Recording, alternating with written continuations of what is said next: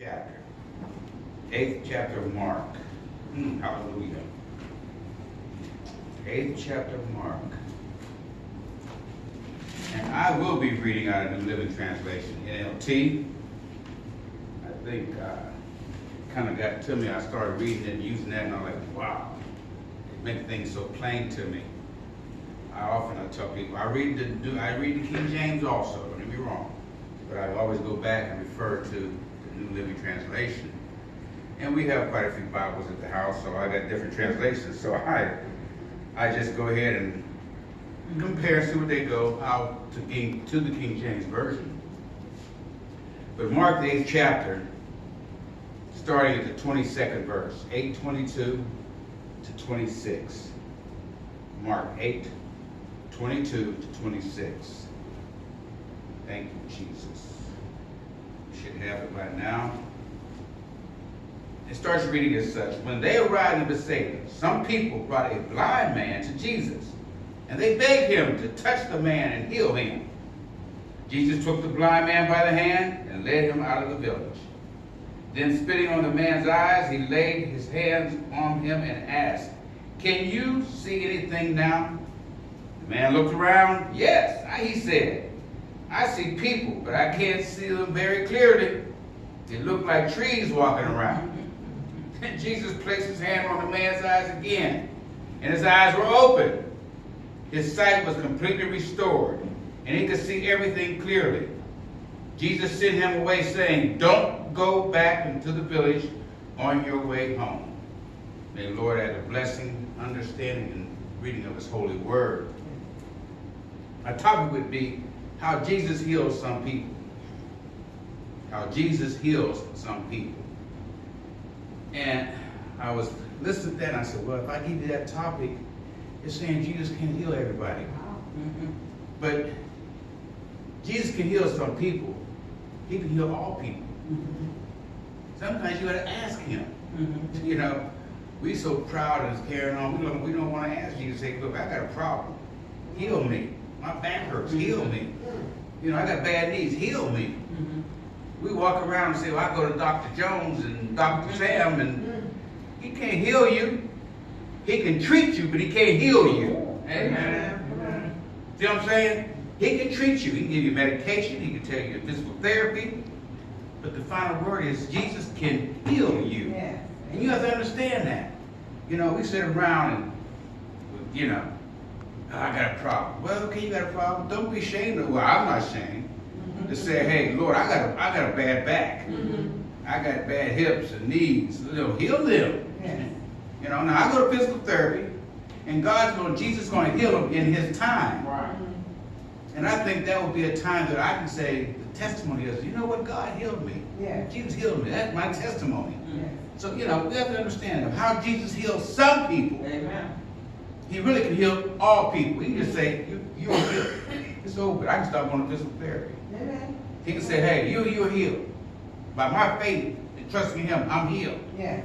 But the author, coming right out of Mark, 8th chapter, 22nd to 26th verse. And the author is John Mark, and he was not one of the disciples. A lot of people get off.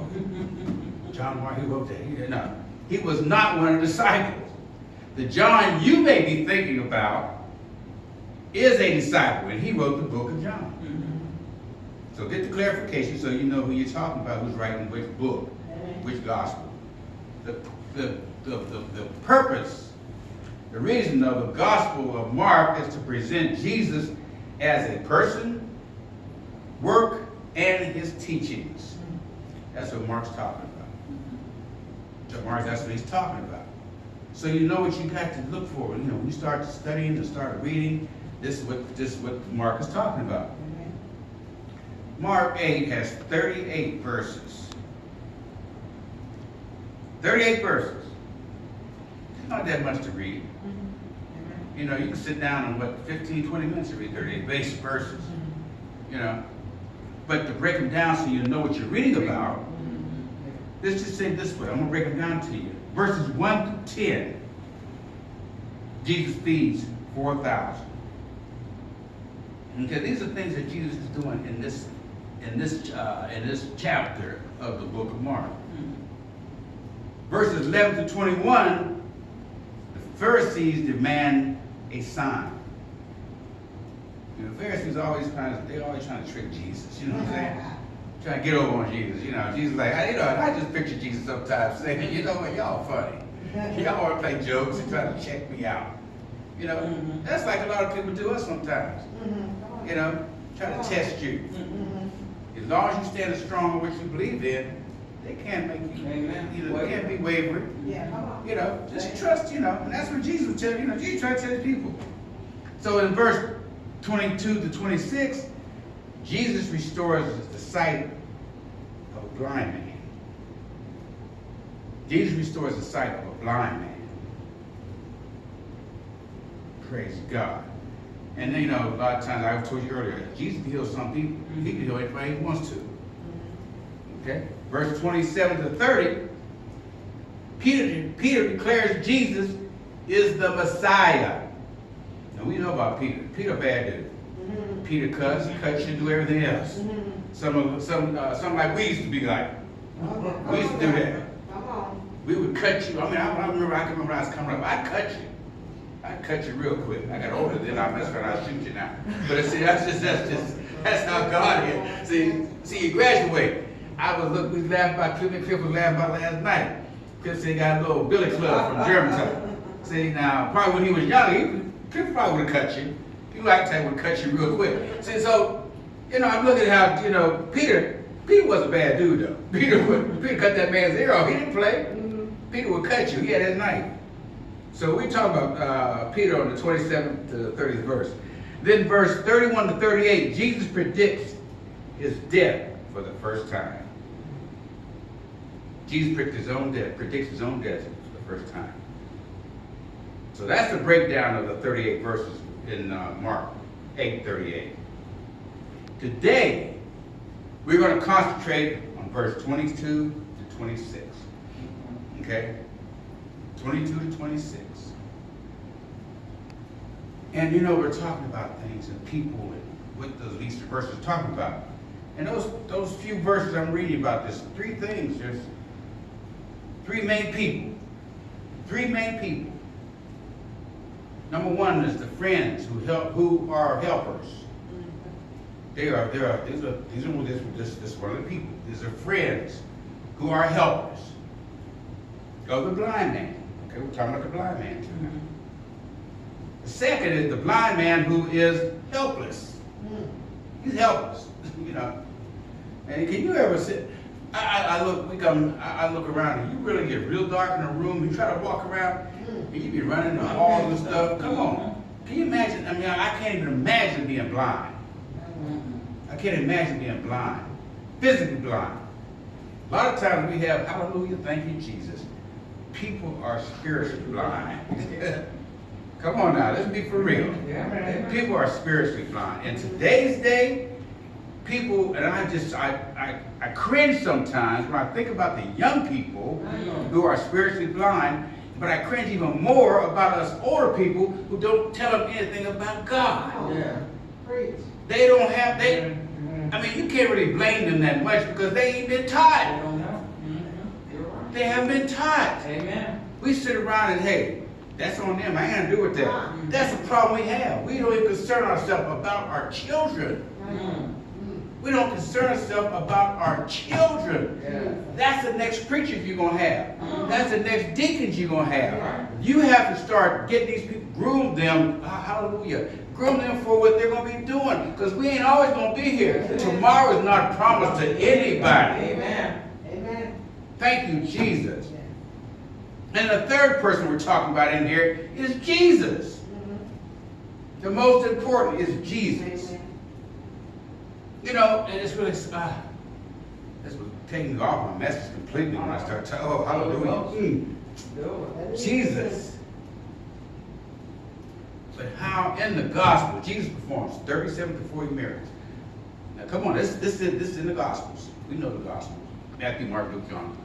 Jesus performed 37 to 40 miracles. The thing you need to understand, and in Mark, he performs 20 miracles. That's a lot of miracles just in Mark. Right. Come on now. And you will discover two things. The first thing you discover is the question for Jesus. That's in verse 22. I like that. It says, reads as such, when they arrived in Bethsaida, some people brought a blind man to Jesus. And they begged him, touch the man and heal him. Thank you, Jesus. That's the question they asked. Come and ask Jesus. Jesus, look here. Man, our friend is blind. Touch him, heal him. That's the questions they have for Jesus. The second thing is the action of Jesus. And that's in verses 23 to 25. Show what Jesus did. Show what he's going to do. How he did it. Yeah. And we read that earlier, but I'm just saying these things that you'll find out and you'll understand. See, Jesus, I love what Jesus healed. Jesus, I mean, it's really something how Jesus heals. He heals it privately. He heals it creatively. And he heals it gradually. And that's what we're talking about here anyway. Think about that. These few verses. He's healing privately, creatively, and gradually. Sometimes we are healed that way. Privately, when you're by yourself and you're praying to Jesus, and he heals you there. You know, that's nobody around you but you and Jesus. He finds a way of healing you. You don't know what he might do to heal you creatively. You know, and then he heals you gradually. He's not saying he can't heal you right now, but he might go in stages. You know, and that's what he did with the blind man. Okay? And I'm going to start with the three things I want you to write down, understand, and know what's going on. And these verses we read about. First thing is how Jesus heals some people. He heals them privately. Privately, okay. Well, yeah. Pastor, show me where you're talking about healing privately. In verse 23a, I'm going to break it down. 23a. Hallelujah. Jesus took the blind man by the hand and led him out of the city, out of the village. That's right. You know, why do we do that? Jesus, look, you can do it right there on the spot. You ain't got to move nobody. You ain't got to do nothing. But you know what? Bethsaida was known to be a wicked, cruel town. So Jesus had to get rid of the blind man out of that city to do his work. You know, even Jesus realized he had to get away from certain elements to do work. We have to get away from certain elements and do things. Amen. You know, we hang around with the same people we grew up with. Sometimes we need to get away from them. Because you're going to do the same thing they doing, and you keep doing the same thing that they was doing and you've been doing together. Sometimes you get away from that. I was talking to somebody, I think maybe it might have been clear. I said, well, you know, people out of my hometown, small little town in Pennsylvania, go back there, some people I don't even recognize anymore. But I graduated from high school with them. The ones who moved away from home, they become prosperous. They look younger than the ones that's in home, that's in my hometown. They had to get out of that element. Right. You around the steel mills and all this stuff, you had to get out of that. You know, when I go home and they look at me like, you ain't the same person. You know, you don't look the same age, you know, that we are. Yeah, I know I don't, because I ain't around with all that mess y'all dealing with. And sometimes we have to move. Have to get away from different things. You know, so God just put you out. We were in Atlanta. We had to get away from Atlanta. God told us to move. Why? Because we getting fed, getting fat. And that's all we doing, getting fat. He brought us here in Jacksonville and said, now look, I got a job for you. Things you were taught, things you were teaching, you got to get away from and put that out there to the people. We don't have a lot of people now, but you know what? As long as we keep meeting people daily, we keep putting the word of God out. You can't have mega churches everywhere you go. The word is wrong. There's more smaller churches, storefront churches, than there are mega churches. You want better word? Thank you, Jesus. You ain't lying. So that's the first thing. You got to do it privately sometimes. Amen. Get away from some. Get away from some of the elements you're dealing with. Get away from some of them things. You know. So that's number one. Number two, how Jesus heals some people creatively. Well, creatively. Now we get it. You know, I like that. I wish I was creative on some of the things that I did in my life. You know, I laugh and I tease about my wife. She's creative. She want to build this and she want to build that. She want to do this and do that. But hey, you know what? And she does it. She does it. She makes different things out of. She might get this from over here and this from over here and make something nice. Me, I don't care. If I go buy it, it's going to be like this here. I ain't got time to be doing all that building, changing around, doing this and doing that. But Jesus healed it creatively. And he said, now, come on, Pastor, what are you talking about now? How do you create? Think about it. Look at verse 23b. 23b. Then he spit on a man's eyes and laid his hands on him and asked him, can you see anything now? Let's be for real. The man blind. He can't see nothing. Everything is dark. And you said, can you heal me? He said, and all you hear Jesus go, Nigga, you gonna back away? Wait a minute, hold up, partner. What you getting ready to do? I said, heal me. I didn't say spit in my face. But Jesus knew what he was doing. Amen. And the man, I love this, the man said, hey, do what you got to do. Amen. But you know, when you think about it, the man did, I mean, he had, look, he was blind for so many years, probably, you know, probably from birth. But he ain't the doctor, probably couldn't help him. Yeah, come on. He probably go to the optometrist, ophthalmologist, what you call him. They couldn't help him. He said, well, hey, if a little bit of spit is going to help me, let me get that spit. You know, sometimes we got to get a little spit on it. You know, let us understand. You know what I'm talking about? So that's what I'm saying. That's how he did it creatively. You know, then he said, you know, there are three miracles recorded in the Bible using spit. And you would think about it. Come on. I can remember I was coming up with a boy. And I used to like to spit. And I just, oh, thank you, Holy Ghost, for bringing this back to me. And my mother, you had to meet my mother. Lord Jesus, beautiful one, I love her to death. She was taller than me, very stern. She's with my butt every day. And I mean it every day. She knew I was going to do something wrong. So she would, if I didn't do it, she would whip me. Because eventually, I would do something wrong. But I like to spit.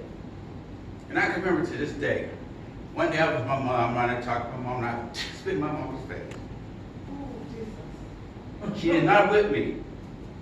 She did not whip me.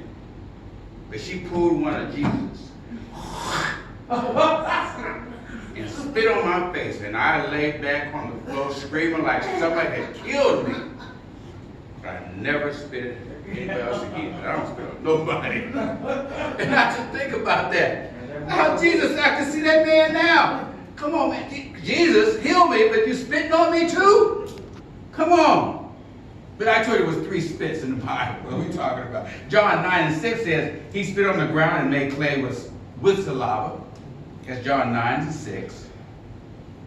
Write it down, you can check it out later on. That's one of them. Second time was Mark 7:33. He put his fingers in the ears and spat and touched his tongue. Okay? First was John 9:6. Second was Mark 7:33. The third one was Mark 8:23. And when he had spit on his eyes. We're talking about that today. So these are 3 spits in the Bible. Don't you go out and spit on nobody. Amen. He's going to heal them. Because you go back and spit on somebody, you're going to get your butt with. I'm telling you it right up front. Yeah, somebody going to hurt you. Say, oh, in the name of Jesus, I'm going to heal you. And I'm going to name you, I'm going to knock you out. That's what you're going to do. So just understand how God can do this thing. But see, that's Jesus. Yeah. That's Jesus. Yeah. The man, but I thought the man had enough faith in Jesus. Yeah. He had to go ahead and spit and do what he had to do. Yeah. Hallelujah. So I just trust God for that. Amen. So that was number 2. We did the first thing, he did it privately. The second thing, he did it creatively. Oh, hallelujah. Now, how Jesus heals some people? Gradually. That's the third thing, gradually. And you know, it's really something. Gradually, people try to be in a hurry to get everything done. You know, they can't wait. Okay, you gonna do this for me? I need it done right now. Yeah. But it's just, you know, this is a gradual process. Yeah. Life was gradual to you, and you have to realize that life was gradual. Imagine that. You didn't come out your mama's womb walking. Amen. You didn't come out to eating collard greens and potato salad and chicken. It was a gradual process. Right. So Jesus said, hey, look, I'm going to heal you gradually. And it says in verse 24 and 25, let me read those to you so you know I ain't lying to you. The man looked around. Yes, he said, I see people, but I can't see them very clearly. They look like trees walking around. Can you imagine that?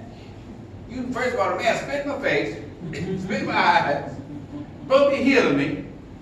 I look up and I see, I can see better than what I was seeing, but I see a big old man. These trees look like trees. And the 25th verse says that Jesus placed his hand on the man's eyes again, and his eyes were open. His sight was completely restored, and he could see everything clearly. Amen. And you know, I look at this, and this Holy Ghost told me this right now. Jesus knew he could do it the first time. He didn't have to do anything gradual. But all the people around him, he was showing them the power of God and the power that he had. You know, and I'm sure that his disciples were a little like, Jesus, you know, we're doing this, he walked on water, doing so and so, but why are you doing this, man, gradually? Jesus showing them, hey, I got the power to do what I want to do when I can do it. And see, that's what Jesus did. He gradually did it for the people around him to see what was going on. You know, and it's really something that Jesus wanted to show the disciples that some healing may be in stages and not right away. He expected healing to be right away. That's not always the case. This miracle was unique because most of Jesus' supernatural acts happened in a single word or a single touch. And you think about that. And when you get into your word and you know the Bible, you say you know the Bible. Look at the miracles. He didn't go around here and, you know, I ain't gonna talk about it, but he didn't go around here getting preachers and hit them on the head, laying hands on them and they healed right now. Jesus just touched you. He just touched you. Very simple touch. You're healed. You trust me. You Amen. He didn't have to go through all that laying hands and falling down and all that stuff. A lot of his healings, a lot of his miracles, he just spoke it. He didn't touch them. He just spoke it. By your faith, go away. By your faith, you healed. He walked away. Come on, that's what. Hey, sometimes you know that's Jesus. So really, I'm asking y'all. You think about the friends who did that with him, the friends who brought him to Jesus, and they had enough faith in Jesus. Real friends will do anything to get you to Jesus. Real friends will do anything to get you to Jesus. There's in Mark 2, there's a miracle when Jesus returned to Capernaum. The news spread around about people gathering at the house. There was no more room to get in. You know, y'all heard this before. You know, then the men, his friends, took him on a roof and lowered him to Jesus. That's it. They had enough faith that Jesus could heal him. They got up on the roof. I could see them tearing away shingles and lowering the man down. The men took him and lowered the man down to Jesus. Seeing their faith, Jesus told the paralyzed man, he didn't touch him. He told the paralyzed man, his son, your sins are forgiven. You healed. Amen. He didn't touch him. He just said, you know, he healed. But I love his friends because they made a point to get whatever it did to take him to get to Jesus. Whatever it did, it took him to get to Jesus. So real friends will do anything to get you to Jesus. Amen. What kind of friends do you have? All right now. Watch out. Wow. What kind of friends do you have? What kind of friends are you? Wow. All right. Be careful. I don't want to mess with y'all. I want you to know this. These friends that brought a man to Jesus, I believe, were very good friends. They want to see their friend healed, and they begged Jesus to heal him. Hallelujah. So I'm telling you in closing, the blind man's friends, number one, knew who Jesus was. They knew who Jesus was. They knew where Jesus was. They knew who. They knew where. Yeah. And they knew what Jesus could do. They knew what Jesus could do. Mhm. So we must care enough for people to witness to people, Mhm. to visit people, Amen. to minister to people, Mhm. to feed and clothe people, Amen. teach and instruct people, but all in all is to love people. Amen. Amen. Amen. These are things we must do. Look within yourself. Do you have any of these characteristics? Do you witness to people? Mhm. Do you visit some sick? Mhm. Do you minister to people? These are things I want you to start thinking about. Do you feed and clothe people? Mhm. This is a hard thing for us to deal with. Feeding and clothing people. I think Gwen and I was talking about people coming in and ask you for money for doing this and doing that. It's not up to you to decide. Well, they're going to do this with the money. It's up to you. Just give what God tells you to give. Amen. That's what your job. Do that. Word. Do that. Teach and instruct. Teach your young folks, please. Amen. Amen. Instruct them what they got to do in life. I must say they're gonna be happy with you telling them, Mhm. Amen. but you know you got to tell them. It's on you. Yeah. God's gonna get you for it. I'm telling you right now. It's you. Tell these young boys to pull your pants up. Amen. Do you know what that means? Pull your pants up. Yeah. All that gold you got, you got gold all around your neck.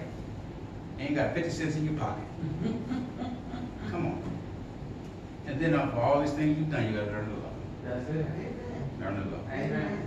So these are things I had to tell y'all today, you know.